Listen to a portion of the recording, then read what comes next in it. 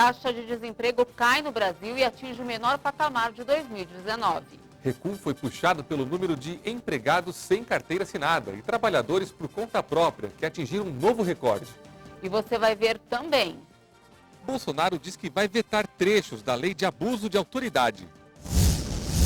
Novo programa do governo Em Frente Brasil pretende diminuir o número de homicídios do país. Nos Estados Unidos, moradores se preparam para a chegada de um furacão de categoria 4.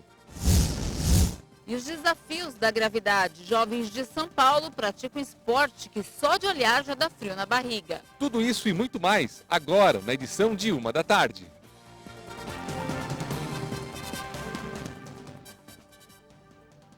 Olá, boa tarde. Estamos chegando com as principais notícias do Brasil e do mundo. Boa tarde para você nesta sexta-feira, dia 30 de agosto de 2019. Vamos agora saber quais são as notícias mais lidas nos portais na internet. Começamos pelo site Só Notícia Boa. Idoso não tinha todo o dinheiro para pegar refeição. Veja o que aconteceu. É bondade para tudo quanto é lado, gente. Quem nunca chegou em um lugar com muita fome, fez o pedido e na hora de pagar, tá faltando um trocado. Bom, lá nos Estados Unidos, este senhor alertou os funcionários que havia perdido parte do dinheiro. Mas e agora? Bom, esse rapaz altão aí à esquerda fez questão de dar atenção ao idoso. Resolveu inteirar o que faltava e alegrar a vida do vovô. Que belo gesto, hein? Agora é a vez do site Observatório Manaus. Mulher invade clínica de botox e rouba produtos anti-envelhecimento. Mocinha, tá com medo das rugas quando estiver atrás das grades? Bom, no estado do Texas, essa loira é procurada pela polícia. Ela nem se ligou que havia uma câmera escondida flagrando tudo e começou uma verdadeira operação de furto nessa loja de cosméticos anti-envelhecimento. Não satisfeita e sem muito sucesso, ela voltou para o seu carro e apareceu com uma serra, além de martelo. Na imagem não dá para ver, mas ela consegue levar para casa produtos antes de ir embora. É cada uma, viu? Para fechar, no portal de notícias G1. Eslovaco que ia visitar a mãe em Rotterdam, na Inglaterra, acredite, vai parar em Roterdã, na Holanda. Tem gente que está com a cabeça onde, hein? Bom, esse eslovaco confundiu tudo, é claro, a pronúncia das cidades e nem viu que seu destino era em um outro país. Para piorar, ao chegar na Holanda, ele ficou sem grana para voltar e nada sabia da língua local. Quem o ajudou foi a polícia, que até agora nem acredita como uma pessoa pode se confundir dessa forma. Os nomes são parecidos, tudo bem, mas é sempre bom checar para onde vai, né? E olha só, a taxa de desemprego no Brasil caiu pela 4ª vez em julho na comparação com o mês anterior e já é a menor do ano. Segundo o IBGE, cerca de 610 mil pessoas conseguiram emprego nos últimos 3 meses. E apesar dessa queda, 12 milhões e 600 mil brasileiros ainda procuram emprego. Os trabalhos por conta própria e informal bateram recorde e puxaram a queda do desemprego. A taxa de desemprego do país recuou para 11,8% no trimestre finalizado em julho e a população desocupada ficou em 12 milhões e 600 mil pessoas.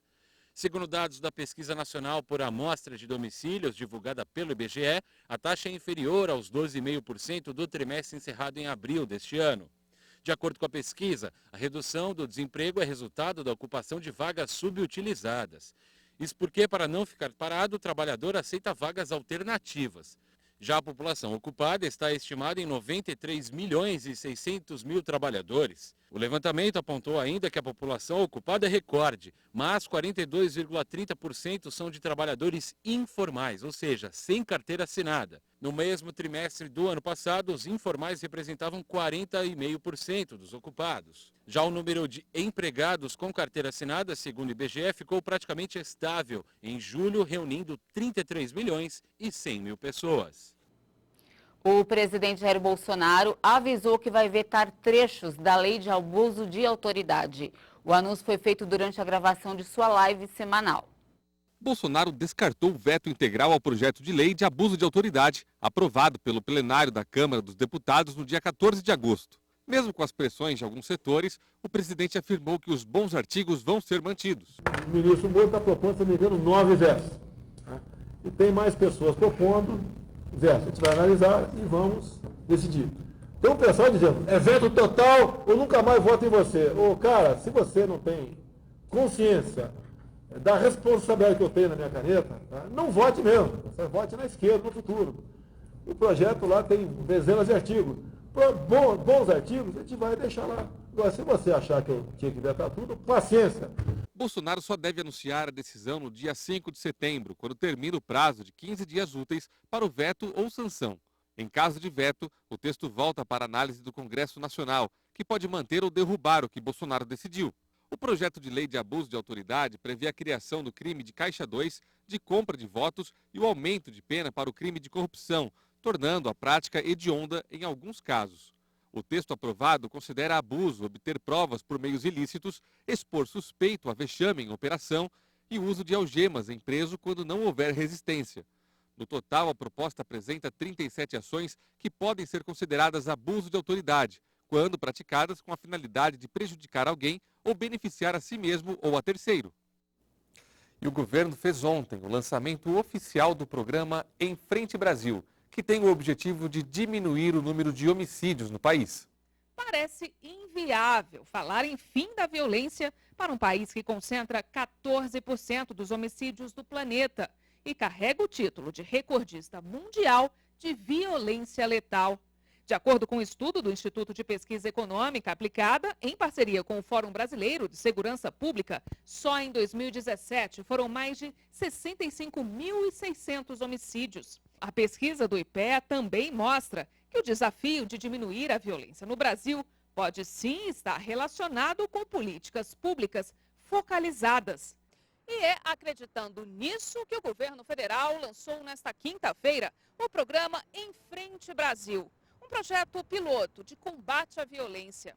Ele será capitaneado pelo ministro da Justiça e Segurança Pública, Sérgio Moro, e irá ser implementado primeiramente em 5 cidades: Cariacica, no Espírito Santo, Ananindeua, no Pará, Goiânia, em Goiás, São José dos Pinhais, no Paraná e Paulista, em Pernambuco. Cada um desses municípios vai receber um investimento de R$ 4 milhões.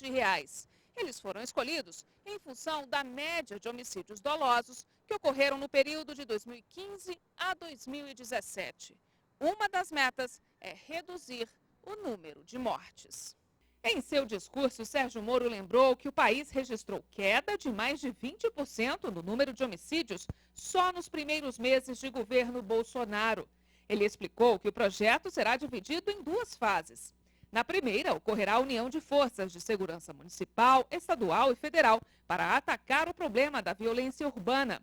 E a segunda vai aliar medidas de segurança pública e ações sociais e econômicas. Parceria com os governadores dos estados envolvidos nesse projeto e com os prefeitos dos municípios, para que nós tenhamos uma ação conjunta, integrada, não só das forças de segurança federais, estaduais e municipais, mas igualmente desses agentes de política pública transformadores. Moro afirmou que o programa irá mudar a forma como a União lida com crimes violentos. A ideia é nós agirmos preventivamente. Nós irmos a esses municípios para evitar que situações de criminalidade violenta se agravem. O ministro da Cidadania, Osmar Terra, lembrou que, em geral, as cidades mais violentas também têm os números piores no acesso à educação, desenvolvimento infantil e mercado de trabalho. Aumentar o controle do território pelas forças de segurança, mas também de garantir uma melhoria dos indicadores sociais e do atendimento a essa população mais necessitada. Todos nós juntos podemos sim fazer melhor para a nossa pátria, colocar o nosso querido Brasil no lugar de destaque que ele bem merece.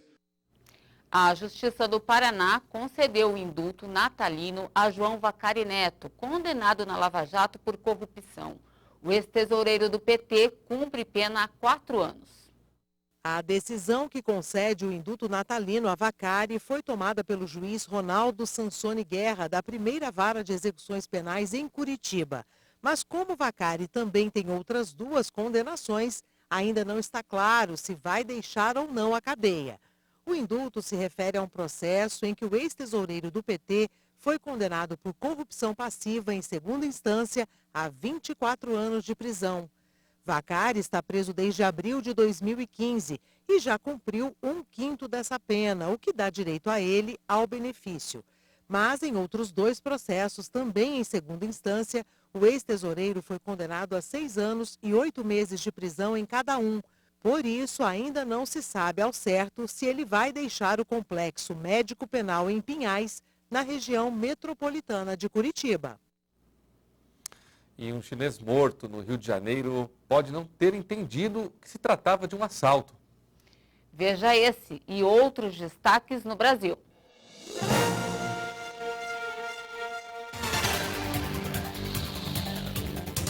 A polícia do Rio de Janeiro analisa imagens de câmeras de segurança do assalto ao grupo de chineses em Ipanema na quarta-feira.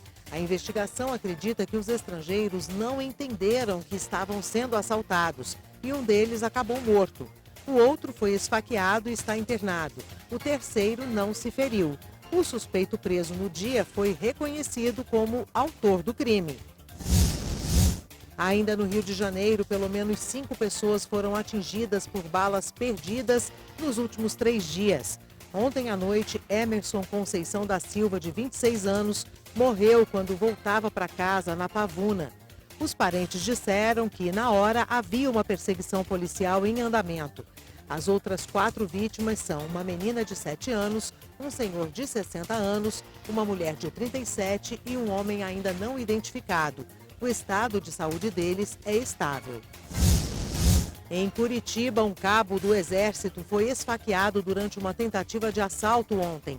Pelas imagens de câmeras de segurança, dá para ver o momento em que o militar reage à abordagem e briga com o assaltante. O militar foi ferido no pescoço e no abdômen. Mesmo assim, conseguiu desarmar o assaltante, que fugiu de bicicleta. O cabo foi atendido e já teve alta. A polícia de Goiânia prendeu o casal Ostentação. Walter Ferreira de Faria Júnior, de 41 anos, e Daniela Rodrigues Dourado Aguirre, de 42, tinham uma vida de luxo exposta nas redes sociais e tudo era pago com dinheiro de golpes. A dupla usava empresas de turismos falsas, se apropriava de carros de locadoras e clonava cartões de crédito. O prejuízo às vítimas foi de quase 5 milhões de reais. Acidente gravíssimo em Soledade, no Rio Grande do Sul, hoje de madrugada. 6 pessoas de uma mesma família morreram com a batida. De acordo com a polícia, o carro em que estavam teria invadido a pista contrária e bateu em outro. O motorista desse outro carro estava sem cinto de segurança e foi arremessado para fora. Ele está internado em estado grave. O ex-governador de São Paulo, Alberto Goldman, está internado na UTI após passar por uma cirurgia no cérebro. O político de 81 anos foi ao Hospital Sírio-Libanês no último dia 19 para o tratamento de um câncer na região cervical. Ele passou mal durante o exame e uma tomografia constatou sangramento no cérebro. Ele foi submetido ao procedimento cirúrgico de urgência no mesmo dia. A pedido da família, o hospital informou que não vai divulgar o estado de saúde do ex-governador. E veja a seguir, nos Estados Unidos, moradores se preparam para a chegada de um furacão de categoria 4. E ainda, os desafios da gravidade. Jovens de São Paulo praticam um esporte que só de olhar já dá frio na barriga. Os detalhes em instantes. Até já!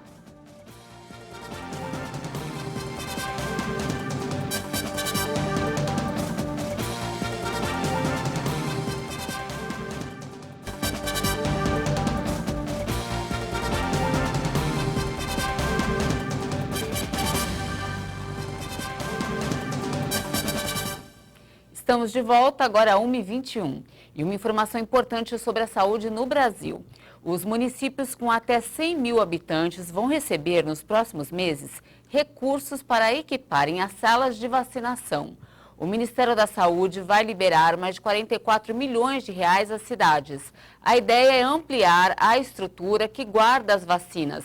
A medida busca garantir à população a qualidade e a eficácia dos medicamentos, além de evitar a perda desses insumos por conta das variações de temperatura. E é bom lembrar que a campanha de vacinação contra o sarampo em São Paulo está prevista para terminar neste sábado. Segundo o último levantamento da Secretaria de Saúde, pouco mais de 40% do grupo de risco de jovens de 15 a 29 anos foi vacinado contra a doença. E dos 2.457 casos da doença confirmados no estado de São Paulo, 66% estão na capital, o que equivale a mais de 1.600 pessoas contaminadas. E o sarampo também voltou à Europa com força, atingindo 4 países onde a doença era considerada erradicada: Reino Unido, Grécia, República Tcheca e Albânia. A polícia fechou garimpos ilegais no Pará. Veja esse e outros destaques pelo país. A operação da Polícia Civil se concentrou em Altamira. 2 pessoas foram presas nos garimpos clandestinos. As extrações de ouro causavam grandes danos ambientais. Foram apreendidas várias máquinas que faziam as escavações ilegais. Os garimpos estavam em plena atividade quando os policiais chegaram. 2 tamanduás mirins foram salvos durante um incêndio na mata de Apuí, no Amazonas. Brigadistas conseguiram resgatar os animais que já estavam com os corpos em chamas. Um dos funcionários filmou tudo. Um tamanduá teve ferimentos mais graves e segue em tratamento. O outro já foi devolvido à natureza. Os animais são as principais vítimas das queimadas na Amazônia. Em Curitiba, no Paraná, um acidente entre um carro e um ônibus deixou 7 feridos. A batida foi gravada. Um carro em alta velocidade perde o controle e bate de frente com o coletivo. As 7 pessoas feridas foram socorridas, mas não se sabe o estado de saúde delas. Em Guarapuava, uma mulher atropelou uma criança e fugiu sem prestar socorro. Mas as câmeras de segurança flagraram o acidente. O menino de 6 anos estava na calçada com a tia quando correu para o meio da rua. As imagens mostram a motorista parando o carro. Ela vai até o local do acidente, depois volta para o veículo e vai embora. O menino foi levado ao hospital com um traumatismo craniano. Um homem foi condenado a 61 anos de prisão por abusar e matar 2 meninas em São Miguel, São Paulo, em 2017. Adriele e Beatriz tinham 3 anos e estavam desaparecidas. Os corpos foram achados em um carro. Além do acusado, mais um homem participou dos crimes, mas ele ainda não foi julgado. Uma briga com o pai de uma das vítimas foi a motivação do crime. E agora para as notícias internacionais, moradores dos Estados Unidos, da Flórida e da Geórgia se preparam para a chegada de um furacão. O fenômeno ganhou força no Atlântico e deve chegar aos Estados Unidos na classificação da categoria 4. O fenômeno Dorian se intensificou no Atlântico sem obstáculos no caminho e deve chegar ao sudeste dos Estados Unidos na segunda-feira como um furacão de categoria 4. Os moradores da Flórida e da Geórgia se preparam para os próximos dias. Dorian ganha força no Caribe após passar ao norte de Porto Rico e se tornou, na noite de quinta-feira, um furacão de categoria 2, com ventos de até 165 km por hora. As informações são do Centro Nacional de Furacões. Ainda não se sabe onde exatamente vai ser sentido o fenômeno, que pode ter ventos de 209 km por hora. O governo declarou estado de emergência em 12 estados da costa da Geórgia e em toda a costa leste da Flórida. Depois de ter passado perto de Porto Rico na quarta-feira à noite sem causar danos, Dorian girava no oceano a mais de 500 quilômetros ao leste da Bahamas, com ventos máximos sustentados de 140 km por hora. Os dados são do boletim do Centro Nacional de Furacões. Líderes importantes do movimento de protestos em Hong Kong foram detidos nesta sexta-feira. Entre eles está um ativista estudantil. Várias figuras importantes do movimento pró-democracia de Hong Kong foram detidas. A operação foi denunciada por associações como uma tentativa da China de reprimir a oposição após a proibição de uma nova grande manifestação programada para sábado. A região semi-autônoma enfrenta há quase 3 meses a crise mais grave desde sua devolução por parte do Reino Unido à China em 1997. O protesto previsto para sábado marcaria o 5º aniversário da rejeição por parte de Pequim de eleições com sufrágio universal na cidade. Mas após a confirmação de que o protesto foi proibido, os organizadores retiraram a convocação para não agravar a situação. Mas outras iniciativas estariam sendo planejadas. E um grupo de 155 imigrantes entrou no enclave espanhol de Ceuta, no norte da África, nesta sexta-feira, através da fronteira com o Marrocos. A maioria é procedente da Guiné. Segundo as autoridades espanholas, a maioria é da África subsaariana, principalmente da Guiné. Eles pularam a cerca de arame farpado na fronteira com o Marrocos nesta manhã, aproveitando as condições de neblina. Pelo menos 12 policiais ficaram levemente feridos ao tentar deter o grupo. Vários migrantes foram tratados por cortes. A imprensa espanhola afirmou que alguns deles saltaram a barreira, enquanto a maioria atravessou uma porta na cerca. É a primeira vez em um ano que um grupo de migrantes consegue invadir a cerca de arame farpado, que separa Ceuta do Marrocos. Os dois enclaves norte-africanos da Espanha, Melilla e Ceuta, são as únicas fronteiras terrestres da União Europeia com a África. Desde o início do ano, mais de 3.000 migrantes entraram nas duas cidades, 18,1% a menos que em 2018, segundo os últimos dados do Ministério do Interior. Uma vez em território espanhol, eles são levados a um centro de acolhimento de imigrantes, onde podem pedir asilo.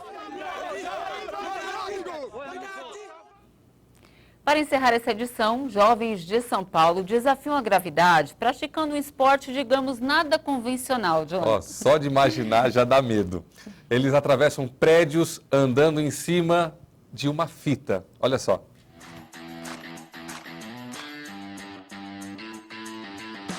Na terra do futebol, o que essa turma realmente gosta de praticar é o slackline. O esporte requer equilíbrio para andar sobre uma fita elástica esticada entre dois pontos fixos. Nesse caso, o pessoal prefere o desafio de atravessar dois prédios. É preciso coragem para praticar essa modalidade. Aqui não há espaço para quem tem medo de altura. O grupo escolhe edifícios parcialmente construídos ou abandonados para praticar o esporte.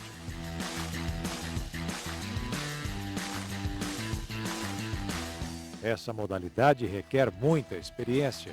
São até 8 anos de prática e conhecimento de alpinismo para dominar as técnicas. E apesar de assustador, os jovens paulistanos dizem que é tudo muito seguro. E cá entre nós, é bom que seja mesmo. Afinal, dessa altura, não há margem para erros.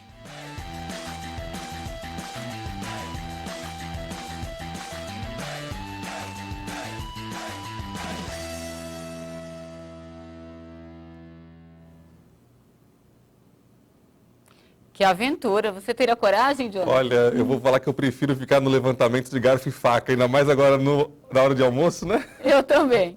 E essa edição fica por aqui. Um ótimo fim de semana para você. O jornal volta a partir de segunda-feira, às 8h30 da manhã. Até lá.